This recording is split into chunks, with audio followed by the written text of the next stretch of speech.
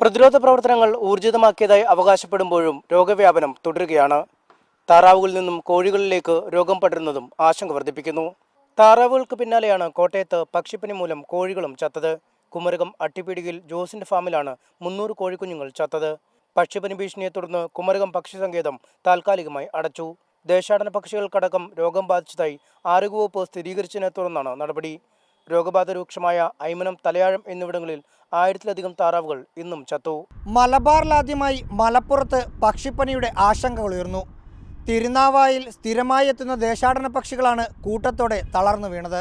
ഡോക്ടർമാരുടെ നിരീക്ഷണത്തിലുണ്ടായിരുന്ന പക്ഷികളിലൊന്ന് ചത്തുവീണു.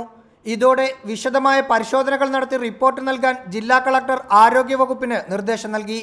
ഇന്നലെയും തിരുനാവായ്ക്ക് സമീപം ദേശാടന പക്ഷി ചത്തുവീണിരുന്നു.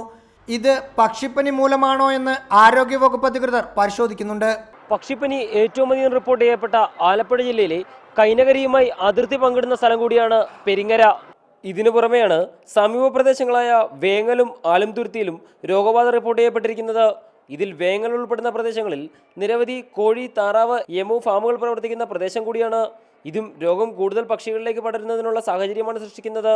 വളരെ വേഗത്തിൽ പക്ഷിപ്പനി പടർന്നു പിടിക്കാനുള്ള സാഹചര്യം നിലനിൽക്കുന്നതിനാൽ അപ്പർ കുട്ടനാടൻ മേഖലയിൽപ്പെട്ട നിരണം, പുളിക്കീഴ്, എടത്തുവ എന്നീ പ്രദേശങ്ങളും രോഗഭീഷണിയിലാകും.